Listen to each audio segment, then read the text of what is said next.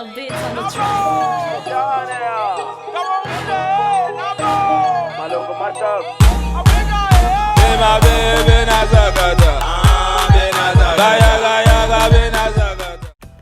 Salut à tous, j'espère que vous allez bien et que vous passez un excellent samedi. Grâce à cette vidéo, j'espère que votre samedi sera encore plus magnifique. Aujourd'hui, je viens avec une vidéo assez particulière, celle de la retouche photo.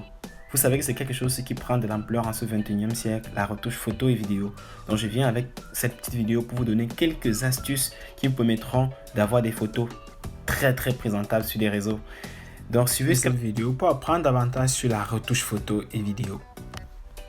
La toute première chose que je vous demande pour commencer, c'est d'entrer dans vos réglages, de descendre au niveau de la photo. Je crois que c'est appareil photo.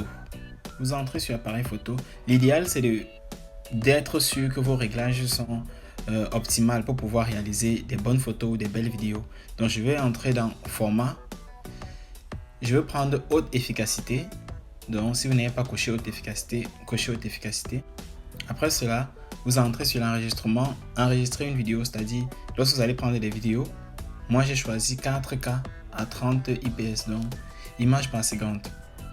Donc vous rassurez également que vous êtes à 4K. Et il faut aussi rappeler que déjà à 1080p HD, c'est déjà une très bonne qualité, mais bon, je veux la qualité optimale que mon téléphone propose. Moi j'ai le iPhone 7 Plus.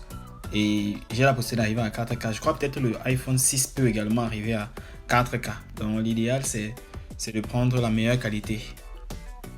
Donc vous allez vous rendre compte que vous n'avez pas besoin d'avoir le dernier iPhone qui est sorti ou bien le dernier téléphone pour pouvoir avoir la meilleure qualité.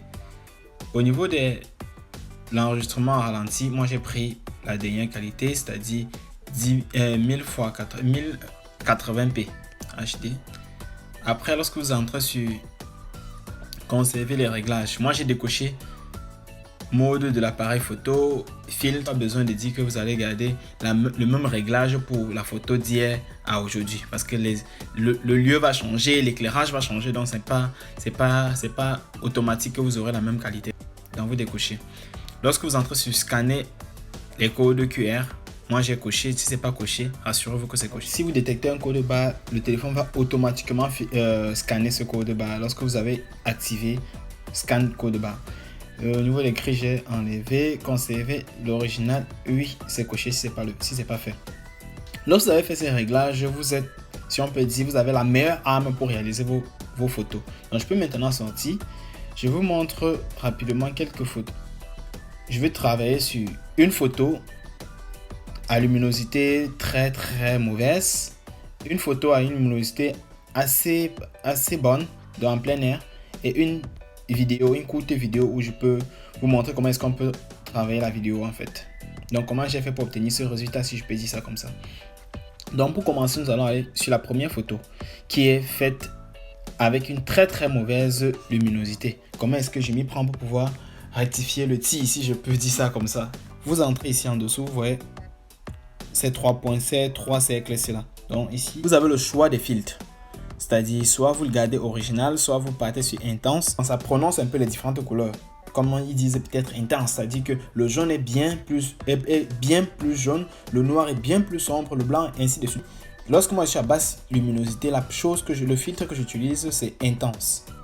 Donc je me trouve à intense. Après intense, je vais revenir sur ces 3 points, sur plusieurs points ici qui est comme l'horloge, où j'aurai la possibilité de retoucher maintenant la luminosité sur intense, c'est-à-dire que je vais retoucher la couleur d'intense et tout. Donc tout, je vais le faire ici. Première chose à faire, c'est, je vous conseille de l'exposition, d'augmenter l'exposition, c'est-à-dire aller sur une exposition assez forte. Je vais peut-être partir là. Augmenter l'exposition, bon disons même à 79.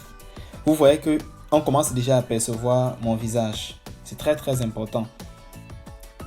Après l'exposition, je vais venir sur brillance.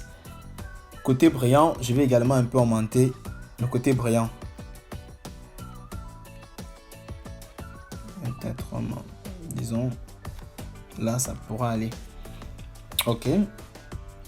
Après brillance, ton clair, je ne sais pas si je peux avoir besoin pour l'instant. Pour l'instant, je laisse d'abord le ton clair à 0. Donc si je me rends compte devant que j'ai besoin de mettre un peu plus sur ça, je vais jouer sur ça. Je viens avec l'ombre. L'ombre, je vais aussi mettre un peu d'ombre. Regardez par exemple mon visage. Mon visage est un peu plus blanc, mais lorsque je vais venir avec l'ombre, ça va rendre un peu plus clair, donc ça fait un peu briller. Ça fait briller mon visage en fait. Ok. Après ça, je viens sur contraste. Je vais diminuer le contraste pour que ça ne soit pas trop coloré. Parce que regardez, si j'augmente le contraste, ça devient très très sombre. Donc je vais plutôt diminuer le contraste. Je vais mettre ça peut-être, disons, 11 comme ça. Pas trop. Luminosité, c'est déjà assez lumineux. Donc je vais diminuer plutôt la luminosité. Laisse-la peut-être comme ça. Et d'ici, je peux aller sur point noir, c'est-à-dire les couleurs un peu sombres. Ça va encore assombrir les couleurs. Donc je vais augmenter peut-être à 13 comme ça, je sais pas, comme 13. Après point noir, vous avez saturation. Saturation, comme on le dit, ça sature un peu, dans les couleurs sont un peu aussi, dans le rouge aussi un peu, je sais pas comment je peux expliquer ça, mais du moins, je peux presque dire ça sature en fait. Donc je vais un peu augmenter la saturation. Ouais, 28 là ça pourra aller. Et la vibrance. Vibrance, c'est pas très loin, c'est toujours un peu comme les couleurs, parce que regardez un peu au niveau du symbole de vibrance. Ça met un peu comme si ça rend un peu interrompu les couleurs. Donc bref, ça joue un petit rôle là sur les couleurs en fait. Donc voici ce que ça donne. Normalement la photo est déjà assez belle comme ceci, parce que si je touche sur la photo, vous allez voir la photo d'avant. Regarde la photo d'avant, voici le résultat. Donc il n'y a pas une formule magique pour pouvoir retoucher, mais comme je vous ai dit, la première chose que moi je fais, c'est de venir quitter de original à intense. La toute première chose, lorsque je suis en très très basse luminosité, parce que étant intense, ça va intensifier, comme le dit son nom, ça va intensifier les couleurs, et j'aurai la possibilité de venir ici, de jouer sur chaque couleur, c'est-à-dire lorsque je vais venir à exposition, je vais rendre un peu plus clair. Après l'exposition, je vais venir également sur brillance, je vais rendre aussi plus brillant, c'est-à-dire que ça va mettre l'accent sur chaque couleur, et je préfère laisser ton clair parce que bon, regardez maintenant, je peux revenir sur ton clair si j'ai besoin ou pas. Ça n'enlève pas grand chose, mais regardez mon visage devient, les couleurs sont très très foncées, mais en rentrant là doucement, même ici on pouvait laisser à moins 18, donc c'est pas grave. Donc mais c'est mieux qu'augmenter, parce qu'en augmentant, regardez, ça donne. Donc juin, vous pouvez laisser là, ça va pas déranger grande chose. Donc bref, c'est ce que je peux vous montrer sur concernant un réglage. Lorsque vous trouvez à très très basse luminosité, vous pouvez retoucher la photo ainsi. On passe à une photo qui est normale, qui a été faite en plein air, une photo il n'y a pas grand chose à faire normalement sur la photo, mais on peut essayer d'accentuer un peu les couleurs. Donc je vais aller sur modifier. Ici maintenant, vous n'avez pas tellement besoin de passer à intense. C'est pas obligé en fait. En passant à intense, c'est bien, mais ce n'est pas obligé, parce que regardez déjà ici, la couleur, surtout quand les personnes de couleur ébène, il est préférable de rester à original, parce que lorsque vous venez généralement avec les filtres, ça met, regardez un peu son teint a un peu veut et a changé, et c'est pas très sage. Lorsque vous changez quelqu'un qui est un peu ébène, c'est préférable de rester à original. Si nous sommes à original, on vient maintenant au niveau des réglages de contraste et tout. Bon, je n'aime pas trop utiliser automatique, parce que regardez ce que ça fait, ça n'a pas changé grand chose. Donc moi je préfère personnellement toucher les réglages. Donc je viens sur l'exposition.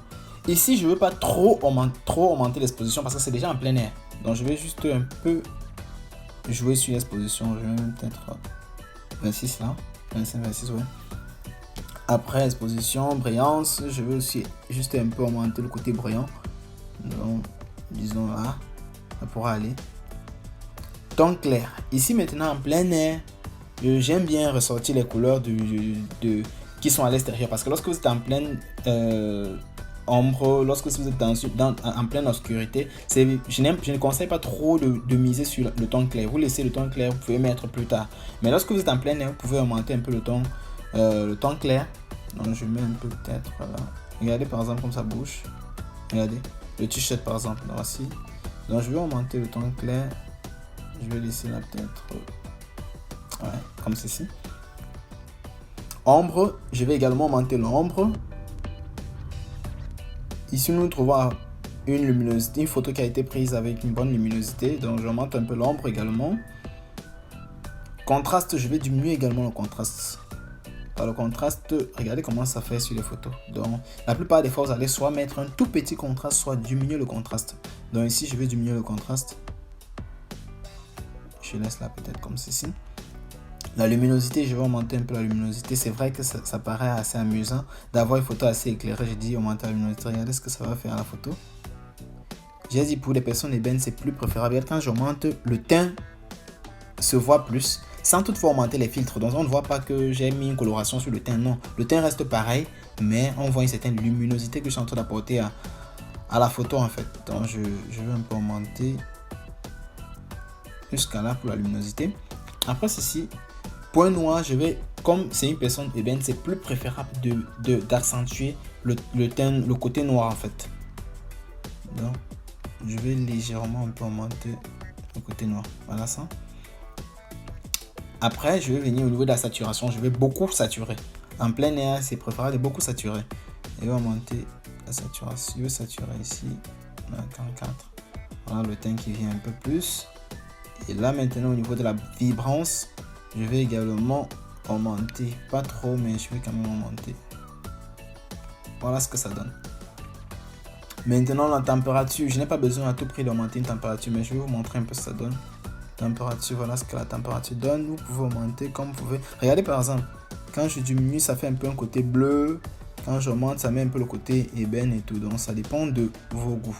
Je peux mettre la température si je veux. Soit je laisse à 0, soit je peux augmenter légèrement la température, même à peut-être 11, 10. C'est pas grave. C'est pas grave.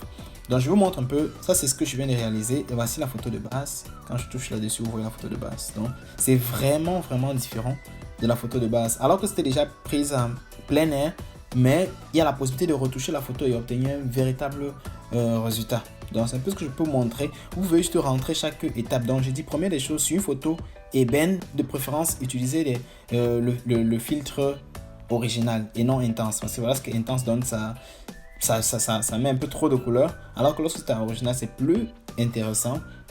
Vous avez la possibilité de voir vraiment le côté noir, le côté ébène de la personne et tout ça. Côté clair même. Donc je pourrais vous conseiller cela. Et maintenant, après avoir choisi d'abord le filtre, après avoir choisi le filtre, vous venez maintenant pour jouer sur le contraste, la luminosité, les points noirs et tout. Donc ça c'est concernant les photos. Pour les vidéos, c'est presque pareil en fait. Ça c'est une vidéo que j'ai retouchée. Je vous montre juste comment est-ce que j'ai pu appliquer les filtres. Mais c'est le même processus, c'est-à-dire, voilà la qualité de la vidéo que j'ai réalisée avec.